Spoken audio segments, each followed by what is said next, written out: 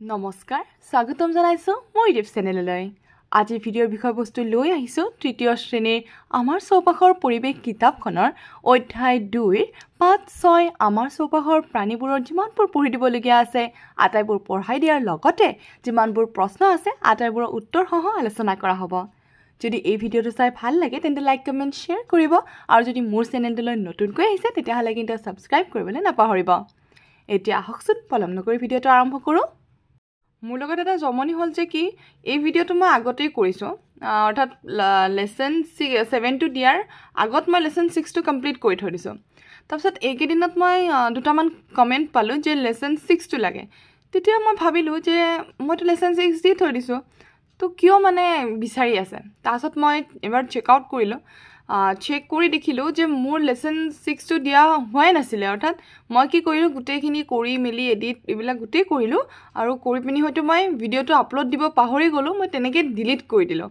তো মানে হেয়াই আৰু এটা প্ৰেংক হৈ থাকিলে নিজৰ লগতে তো এতিয়া আকৌ এবাৰ কৰিব লগা হৈছে আৰু এতিয়া আকৌ এবাৰ ধুনীয়াকৈ কথাখিনি উপস্থাপন কৰিবলৈ চেষ্টা কৰো কিন্তু এই ভিডিঅ'টো দিয়াৰ আগতে মই লেসন 7 ৰ যেটো ভিডিঅ' এটো অলৰেডি মই আপলোড কৰি থৈ দিছো অকলে চাব পাৰিব মই বাৰু লিংকটো ডেসক্ৰিপচনত দি দিম এতিয়া আমি পাৰ্ট 6 ত যি দিয়া আছে এইখিনি ভালদৰে পঢ়ি লওঁ এতিয়া আমাক পাৰ্ট 6 দিছে আমাৰ চৌপাশৰ প্ৰাণীবোৰ এতিয়া আমাৰ চৌপাশৰ প্ৰাণীবোৰ মানে কি বুজাইছে যে আমাৰ চাৰিওফালে থকা প্ৰাণীবোৰৰ কথা এই পাঠটিত আলোচনা কৰা হ'ব এতিয়া আমাক ইয়াতে দিছে যে এদিনাখন শিখামণি বিদ্যালয়ৰ পৰা ঘৰলৈ আহি আছিল এনেতে তাই দেখিলে যে আলিবাটৰ কাষৰ পুখুৰী এটাত এজন মাছমৰীয়াই জালেৰে মাছ মাৰি আছে মাছমৰীয়াজনে জালৰ পৰা মাছবোৰ এৰুৱাই খালৈত ভৰাইছে মাছৰ সৈতে উঠি অহা ভেকুলীবোৰ জালৰ পৰা এৰুৱাই মাটিত এৰি দিছে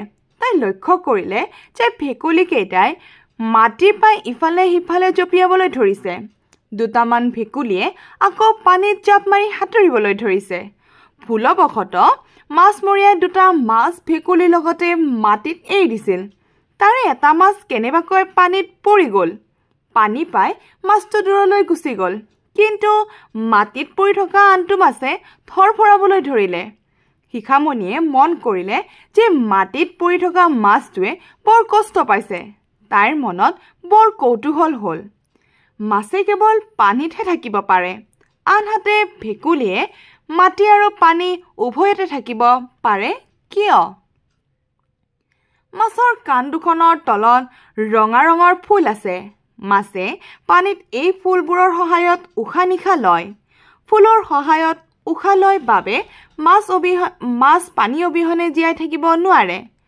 মাছে দেহৰ দুয়ো কাষে থকা ফান আৰু পিছ অংশত থকা ভিছাৰ সহায়ত পানীত হাতুৰে পানীত থাকে বাবে মাছ এবিধ জলচৰ প্ৰাণী ছবিখনত থকা ভেকুলীটোৰ ঠেংকেইখনলৈ মন কৰা ভেকুলীৰ ঠেং চাৰিখনত পতা থকা বাবে ইহঁতে পানীত হাতুৰিব পাৰে ঠেং থকা বাবে ইহঁতে মাটিত জপিয়াই ফুৰিবও পাৰে মাটিত থকা সময়ত ইহঁতে হাওঁফাওঁৰে আৰু পানীত থকা সময়ছোৱাত ছালেৰে উশাহ নিশাহ লয় মাটি আৰু পানী উভয়তে থাকিব পাৰে বাবে ভেকুলী এবিধ উভচৰ প্ৰাণী এতিয়া আমি কি গম পালো যে মাছ আমি জলচৰ প্ৰাণী বুলি গম পালো আৰু ভেকুলী আমি উভচৰ প্ৰাণী বুলি গম পালো মাছ কি কাৰণে জলচৰ কাৰণ মাছে কেৱল মাত্ৰ পানীত থাকিব পাৰে আৰু ভেকুলী কি কাৰণে উভচৰ কাৰণ ভেকুলীয়ে মাটি আৰু পানী দুয়োটাতে থাকিব পাৰে তাৰপিছত আমাক কি দিছে কওঁ আহা কেৱল মাটিত থাকিব পৰা কিছুমান প্ৰাণীৰ নাম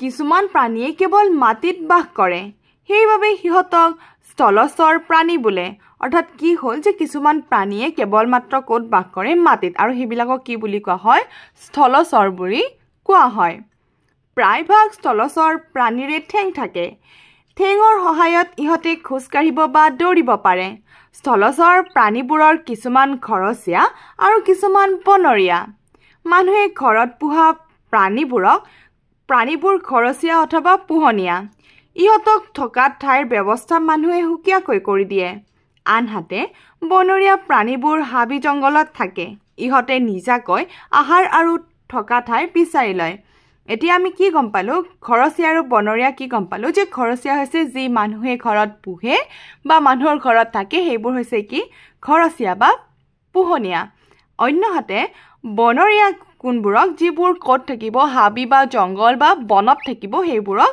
বনৰীয়া প্ৰাণী বুলি কোৱা হয় আৰু তেওঁলোকে তেওঁলোকৰ আহাৰ আৰু থকা স্থান বা ঠাই নিজে বিচাৰি উলিয়াব লাগে তাৰপিছত কি দিছে প্ৰাকৃতিকভাৱে প্ৰাণীয়ে যি ঠাইত বাস কৰে সেইবোৰে হ'ল সিহঁতৰ আৱাসস্থলীৰ ওপৰত ভিত্তি কৰি প্ৰাণীবোৰক জলচৰ উভচৰ আৰু স্থলচৰ হিচাপে শ্ৰেণী বিভাজন কৰা হয় এতিয়া ইয়াতে আমাক দিয়া আছে প্ৰাণীৰ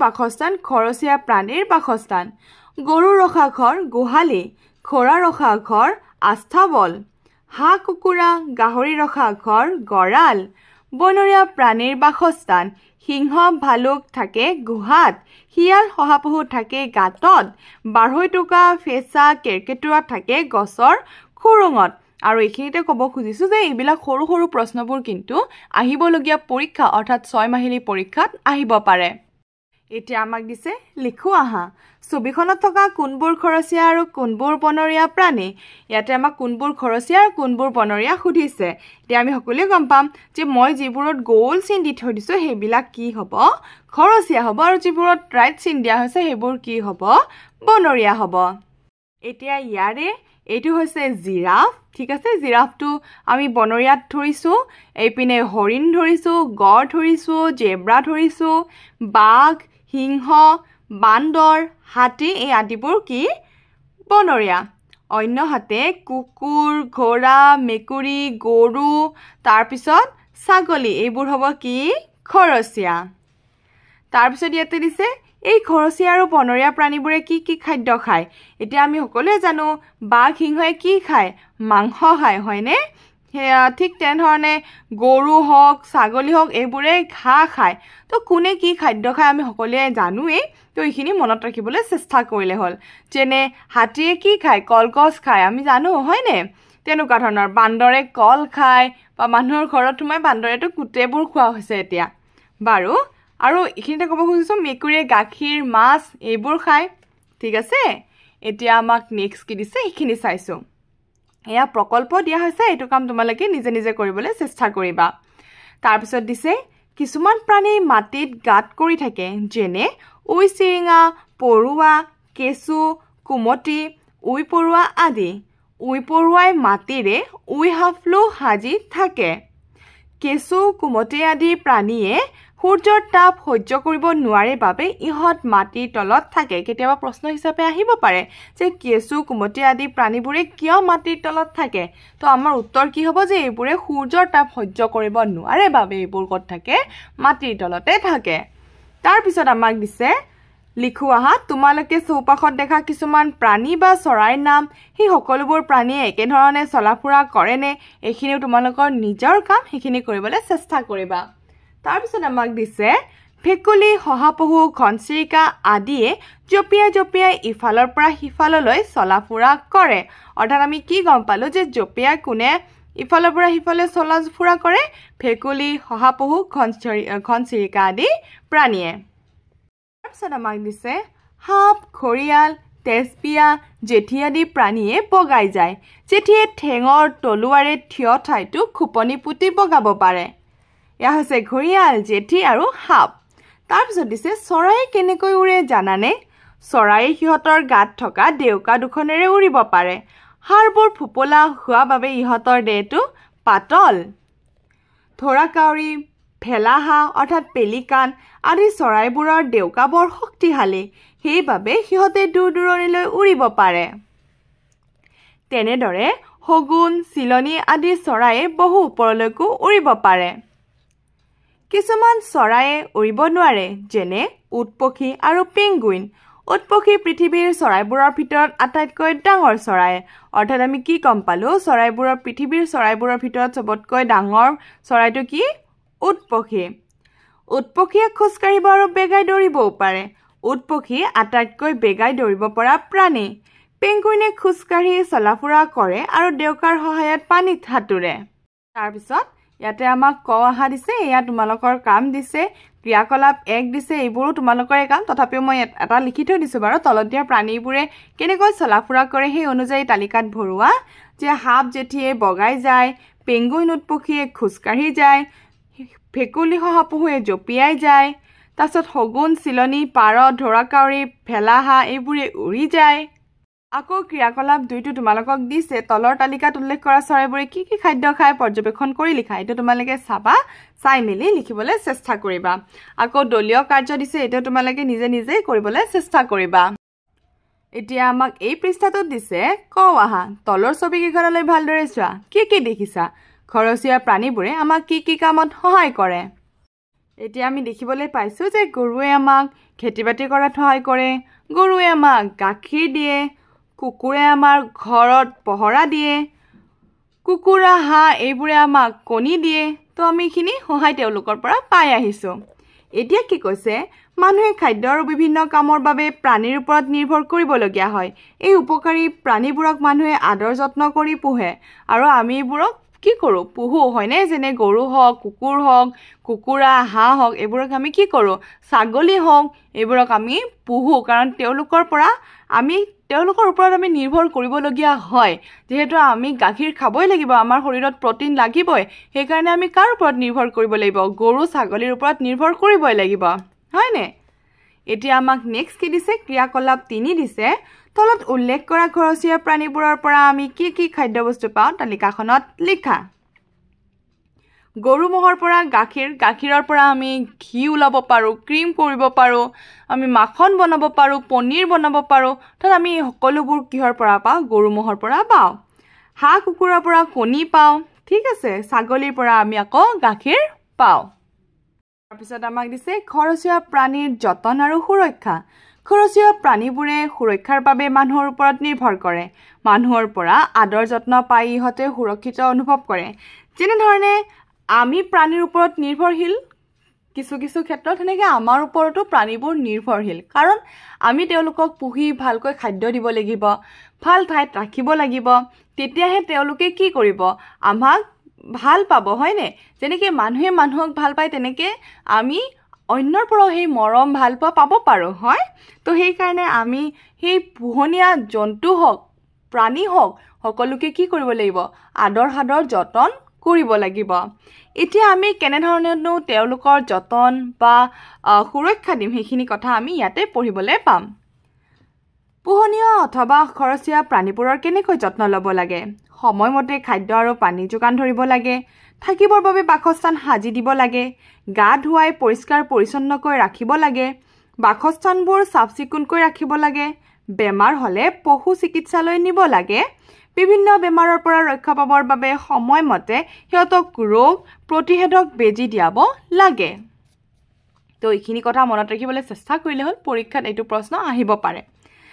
তাৰপিছত লিখো অহা দিছে, তোমাৰ ঘৰত কি কি পোহনীয়া বা ঘৰচীয়া প্ৰাণী আছে, সেইবোৰৰ যতন কেনেদৰে লোৱা হয় অভিভাৱকক সুধি লিখা। এইটো তোমালোকৰেই কাম। তোমালোকৰ ছাগলী পোৱালিটোৱে আহাৰ খাবলৈ মন কৰা নাই, এই ক্ষেত্ৰত কি ব্যৱস্থা লোৱা উচিত চিন্তা কৰি লিখা। এইটো তোমালোকৰ কাম, তোমালোকে নিজে লিখিবলৈ চেষ্টা কৰিবা। এতিয়া আমি অনুশীলনীৰ প্ৰশ্নবোৰলৈ আহিছোঁ। কি দিয়া আমাক অনুশীলনীৰ প্ৰথম প্ৰশ্নটো দিছে, এটা শব্দত উত্তৰ লিখা। ক, পানীত সাঁতুৰিব পৰা চৰাই এটাৰ নাম। উত্তৰ আমি লিখিম পেঙ্গুইন। কি লিখিম? পেঙ্গুইন। মই ইয়াতে লিখি ৰাখিছোঁ পেঙ্গুইন। প্ৰথমে বাৰু মই হাঁহ লিখিছিলোঁ, হাঁহো লিখিব পাৰোঁ, কিন্তু আমি পেঙ্গুইনো লিখিব পাৰোঁ। হ'ব, পেঙ্গুইন লিখিলে হৈ যাব। তাৰপিছত দিছে আটাইতকৈ ডাঙৰ চৰাইবিধৰ নাম। তো ইয়াৰে উত্তৰ হ'ব কি? উট পক্ষী। তাৰপিছত দিছে মাটি আৰু পানী উভয়তে থাকিব পৰা প্ৰাণী এবিধৰ নাম। উত্তৰ হ'ব ভেকুলী। ইয়াক ভেকুলীক আমি কি বুলি কওঁ? উভচৰ প্ৰাণী বুলি কওঁ, হয়নে? তাৰপিছত দিছে বগাই যাব পৰা দুবিধ প্ৰাণীৰ নাম। ইয়াৰে উত্তৰ হ'ব কি? সাপ আৰু জেঠী। তাৰপিছত দিছে জঁপিয়াই যাব পৰা দুবিধ প্ৰাণীৰ নাম। উত্তৰ হ'ব কি? জঁপিয়াই যাব পৰা ভেকুলী আৰু শহাপহু। এতিয়া মই আকৌ এবাৰ গোটেইখিনি ধুনীয়াকৈ কৈ দিছোঁ। পানীত সাঁতুৰিব পৰা চৰাই এটাৰ নাম পেঙ্গুইন। আটাইতকৈ ডাঙৰ চৰাইবিধৰ নাম উট পক্ষী। মাটি আৰু পানী উভয়তে থাকিব পৰা প্ৰাণী এবিধৰ নাম ভেকুলী। বগাই যাব পৰা দুবিধ প্ৰাণীৰ নাম সাপ আৰু জেঠী। জঁপিয়াই যাব পৰা দুবিধ প্ৰাণীৰ নাম ভেকুলী আৰু শহাপহু। তাৰপিছত আমাক দিছে ইয়াতে খালী ঠাই পূৰ কৰা। চৰাইৰ হাড়বোৰ ফোপোলা হোৱা বাবে দেহটো পাতল। হ'ব, পানীত থাকে বাবে মাছ এবিধ জলচৰ প্ৰাণী। উই পৰুৱাই মাটিৰে উই হাফলু সাজি থাকে। তাৰপিছত 3 নম্বৰ দিছে ঘৰচীয়া প্ৰাণীয়ে আমাক কোনবোৰ কামত সহায় কৰে ইয়াৰে উত্তৰ লিখি ৰাখিছো মই ঘৰচীয়া প্ৰাণীয়ে আমাক গাখীৰ দিয়ে ৰাতি হলে ঘৰৰ পহৰা দিয়ে কণী দিয়ে খেতি-বাতি কৰাত সহায় কৰে ইত্যাদি তাৰপিছত 4 নম্বৰটো মাছে কেনেকৈ পানীত সাঁতুৰে ইয়াৰে উত্তৰটো হ'ব মাছে দেহৰ দুয়ো কাষে থকা ফান আৰু পিছ অংশত থকা ফিচাৰ সহায়ত পানীত সাঁতুৰে তাৰপিছত আমাক দিছে 5 নম্বৰ ছবিত দেখুওৱা প্ৰাণীবোৰৰ নাম আৰু সেইবোৰ ক'ত থাকে লিখা মাছ পানীত থাকে তাৰপিছত এটো হৈছে কুমতি থাকে মাটিৰ তলত আৰু শহাপহু থাকে গাতত তাৰপিছত আমাক ইয়াতে 6 নম্বৰ দিছে শব্দ শৃংখলাটোত থকা ঘৰচীয়া প্ৰাণীবোৰ বাছি উলিয়াই গোল চিনেৰে ঘেৰ দিয়া এটো হ'ব মেকুৰী এয়া হ'ব পাৰ এয়া হ'ব মহ এয়া হ'ব কুকুৰ এয়া হ'ব গাধ এয়া হ'ব ছাগলী আৰু এয়া হ'ব কি হাঁহ তো এইকেইটা আমি পাই গলো হয়নে তো এইখিনি আছিলে 5-6 আটাইবোৰ প্ৰশ্ন আৰু উত্তৰ লগতে যিমানবোৰ পঢ়ি দিবলগীয়া আছিল আটাইবোৰ পঢ়ি দিয়া হৈছে তেন্তে আজিৰ কাৰণে থ্যাংক ইউ ফৰ ওয়াচিং